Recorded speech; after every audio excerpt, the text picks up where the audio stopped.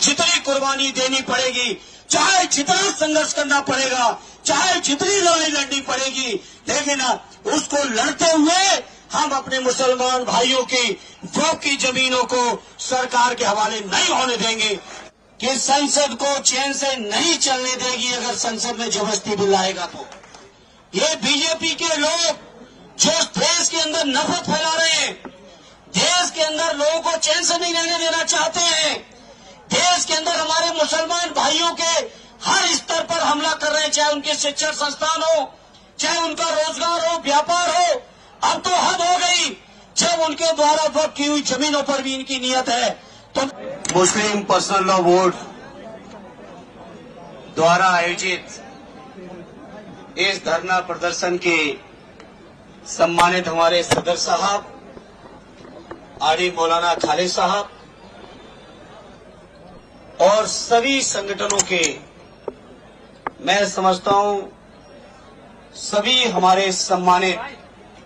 पूरे देश में जितने बड़े बड़े पर्सनालिटीज हैं जिनसे मिलने के लिए लोग व्याकुल रहते हैं, आज वो सभी साहिबान आज हमारे मंच पर हैं। सभी हमारे सम्मानित साहिबान आरडी अवधेश प्रसाद जी सहित, क्योंकि वो सीनियर बहुत है हम सबसे, सभी सम्मानित हमारे सांसदगण और इस कार्यक्रम में आए हुए देश के कोने कोने से पधारे हमारे सम्मानित साथियों, पत्रकार मित्रों, आज के इस मौके पर मैं अपने नेता आदरणीय अखिलेश यादव जी और अपनी पार्टी समाजवादी पार्टी की ओर से आप सभी को यकीन और विश्वास दिलाने आया हूं कि समाजवादी पार्टी आखिरी सांस तक इस बिल के खिलाफत में लड़ेगी। आपको यकीन और भरोसा और विश्वास दिलाना चाहता हूं। बिल के इंट्रोडक्शन से लेके जेपीसी से लेके जहां जहां तक ये बिल चला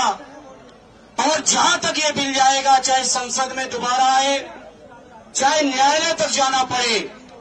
हर स्तर पर समाजवादी पार्टी आपके हर फैसले के साथ मजबूती से खड़ी है साथियों। और आपको यकीन दिलाते हैं समाजवादी पार्टी को चाहे जितनी कुर्बानियां देनी पड़े,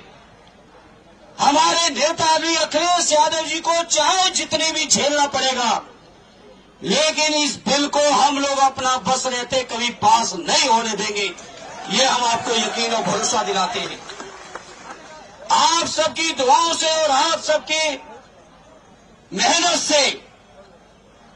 समाजवादी पार्टी आज इस हैसियत में है, आपकी कृपा से, आपकी दुआओं से, कि संसद को चैन से नहीं चलने देगी। अगर संसद में जबरदस्ती बिल आएगा तो ये सरकार की नीयत से आप सब वाकिफ हो। ये सरकार किसी भी तरह से जो हमारे मुसलमान भाइयों के, हमारे बुजुर्गों ने जो जमीनें वक्फ की हैं, चाहे इबादत गाहों के लिए की हो, चाहे शिक्षण संस्थानों के लिए की हो, चाहे कब्रिस्तानों के लिए की हो, चाहे समाज की और तमाम जरूरतों के लिए की हो, उनकी जो नीयत थी वक्फ करने की जमीन की, उस नीयत के खिलाफ जाके सरकार जमीन कब्जा करना चाहती है। सरकार को पता है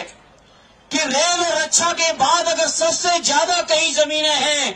तो हमारे वक्फ बोर्डों के पास है। ये बीजेपी के लोग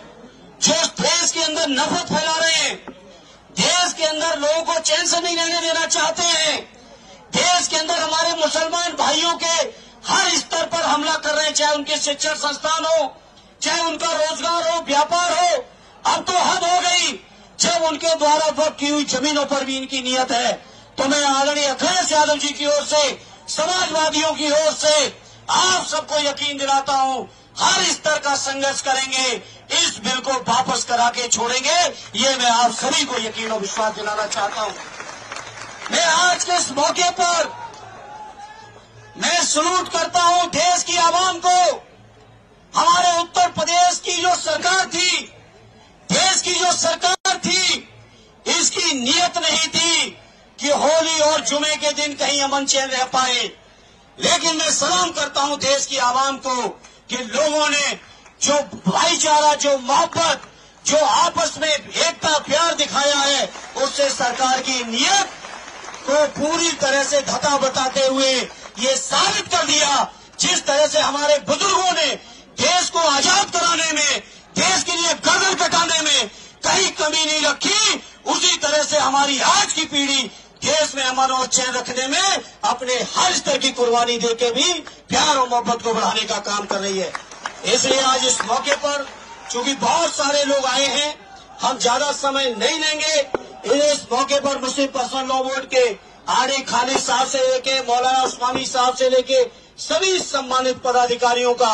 मैं शुक्रगुजार हूं कि उन्होंने मुझे मौका दिया अपनी बात को रखने का, और इतने आवाम के बीच देश की मीडिया के सामने एक बार फिर आदरणीय अखिलेश यादव जी की ओर से आपको यकीन दिलाते हुए, चाहे जितनी कुर्बानी देनी पड़ेगी, चाहे जितना संघर्ष करना पड़ेगा, चाहे जितनी लड़ाई लड़नी पड़ेगी, लेकिन उसको लड़ते हुए हम अपने मुसलमान भाइयों की वक्फ की जमीनों को सरकार के हवाले नहीं होने देंगे। ये आपको यकीन, विश्वास और भरोसा दिलाते हुए